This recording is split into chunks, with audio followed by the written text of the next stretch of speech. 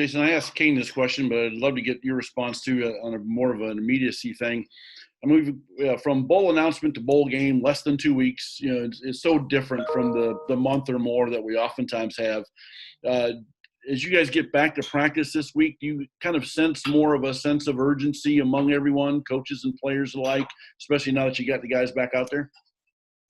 Oh yeah, there's definitely a sense of urgency. Once we we got out there and got to practice, and guys started moving around, and now they're getting back in a normal routine of practicing, position meetings, and things like that, and focusing on the next opponent. So had a good day today. The energy was good. Guys were flying around. So you can definitely sense that there's a sense of urgency. All right, Sam, and then Kevin Brockway. Coach, good afternoon. When you were at Florida Atlantic, your defense led, I think, the nation in interceptions. This year, Indiana has, I believe you guys have 17 interceptions in only 7 games. What philosophies did you bring to the table? Was it part coaching, drills, or is it just mature guys learning the system that contributed to you guys picking off 17 passes this year? I think the philosophy was already, it was in place. Coach Allen and Coach Womack, takeaways was one of the biggest things that we put an emphasis on defensively. And I think, the guys that I'm coaching, last year they were young, and, this season being older and more mature, and those guys have played in some big time games and have a lot of steps underneath their belts.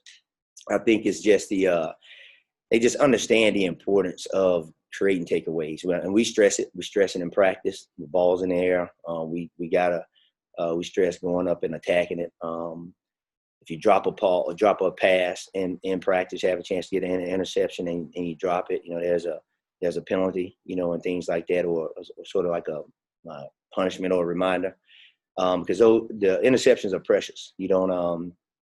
They're hard to get. So when we have opportunity to get them, we have to take advantage of them. And I think, and just the scheme that we run, that one of the things that Coach Womack has done a great job of is a scheme that we run. It allows the guys to have vision, and guys can see the ball, and we can match routes, and it allows us to be aggressive and go attack it. So just a combination of things. Kevin and John Blau.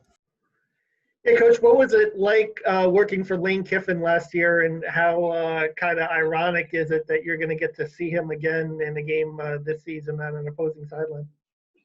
It is. We did work together last year, and it is. I guess funny, weird when you think about it, but I learned a lot from him as far as just the football side. All those years he spent in Alabama with Coach Saban, a lot of the things that he learned there, the structure of the program and the way practice is structured, meetings. He's implemented those things and at FAU, and I'm sure he's doing them there at Ole Miss. He's a sharp football coach. He's detailed, where he's gonna give you a formation, and he's gonna run an offensive play, and he's gonna have a plan A, B, C, and D. If the defense does this, then we're gonna do this. If they do this, we're gonna do that. So one of the things as a coach and getting prepared to play him, that he's not going to leave any stone unturned, and he's going to be detailed about the game plan and things like that. So it just forces you as a defensive coach, you have to be even more detailed and just paying attention and making sure you're doing everything right, so that on game day, the guys will be in the best position possible so that we can win the game. All right, John, and then Nick Suss. I had a question about Jalen Williams. I know that you were involved in his recruiting, I guess, back at Ole Miss. He was a guy that, his recruiting didn't really pick up until late in his, junior year and then into his senior year. Do you remember what you guys saw in Jalen and why he was someone you guys were so interested in? And what have you seen in terms of his growth just from what he was as a recruit to what he is now for you guys as a corner? Yeah, I remember. I remember Jay Will. I went to go watch him practice, and he was a great athlete. He played quarterback. He played wide receiver. He was a DB. He was all over the field. He was that one person on the team that they in every phase they tried to get the ball to him because he was electric and he could make something happen. And I knew that he was going to be a great player.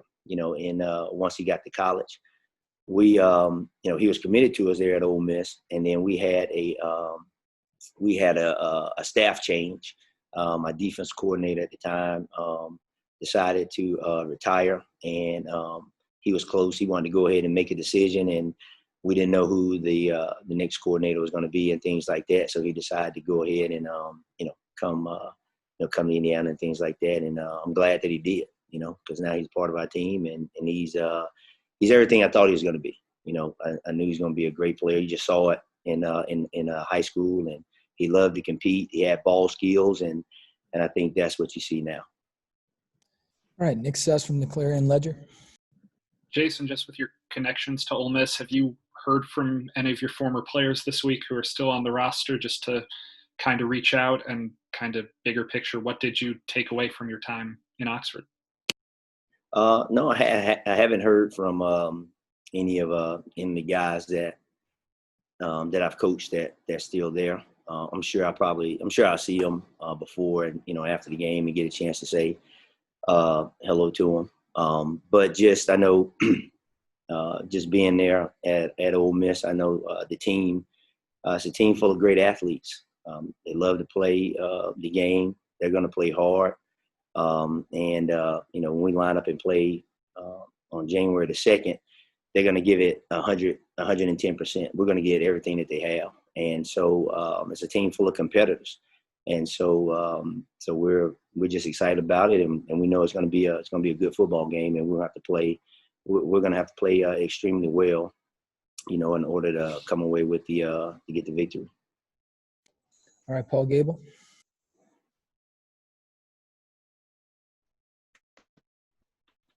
Hey, Coach, two quick questions for you. One, who does Ole Miss remind you of from the Big Ten? And second, talk about what Kane means to IU and to the defense as he's preparing for his last game with the Hoosiers. I think the team that they sort of remind us of, and myself and a couple coaches, we were talking about this just yesterday, is when you look at them and you see the athletes that they have at wide receiver and also at tailback.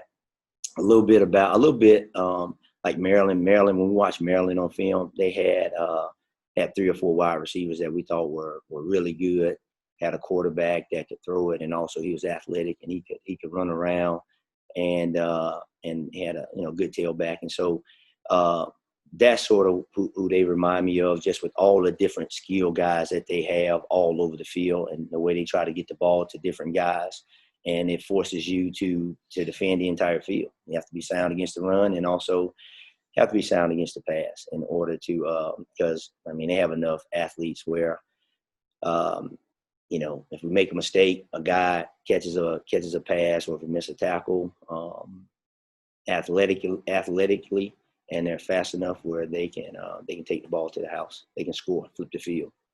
I think answer your second question, as far as Coach Womack, I think he means a lot to the defense, and not only the defense, but to just IU and the football program and the coaching staff. He's done a great job since he's been here.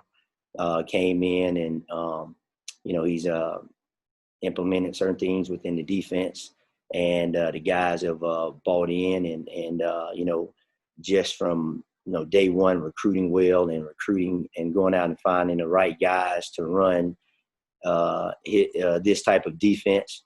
And now you just see what's happened over the years. So he's been great. He's done a great job, and he's going to South Alabama, and we're all excited for him. And he's going to get there and do a great job. He's sharp. He's a player's coach where he listens to his guys. He's full of energy every day. He comes out to practice. He's full of energy, and we're going to miss him. But at the same time, we're excited for him. All right, John Blau, last one for Jason. Jamar Johnson is a guy who got first team All Big Ten today. Just thinking of some of his highlights from this season, the one where he ran over Master Teague and got the sack on Justin Fields. And he's also got those ball skills, obviously, back in the secondary. I mean, how versatile of an athlete is he? And kind of how much do you think he still has room to grow in terms of reaching an ultimate potential? Jamar's a really good athlete. He gives us the flexibility where we can play him in a lot of different positions in the secondary. We can put him at strong safety, free safety. We can put him at the Husky spot, and he can line up and play any of those positions in the back end. There's always room for improvement, and he and I talk all the time where he has made some plays and he's done some good things to help us win some ball games, but there's room for a lot of improvement, and he's one of those guys that when you show him things that he needs to improve on, he takes it personal and he works on it too, because at the end of the day he wants to be the best player that he could possibly be. But he's playing good, and he's worked his tail off. When I first got here, I challenged him to put his time in and to watch extra film, to study film, and to become a student of the game. And he's done that. He's done that all season, and I think he's starting to realize that when you study tape, it slows the game down for you. And so you see, that helps on Saturdays. And now you can anticipate what the offense is about to do, and it allows you at times to be aggressive and things like that. So, but I'm pleased at where he is right now. But there's a lot of room for improvement.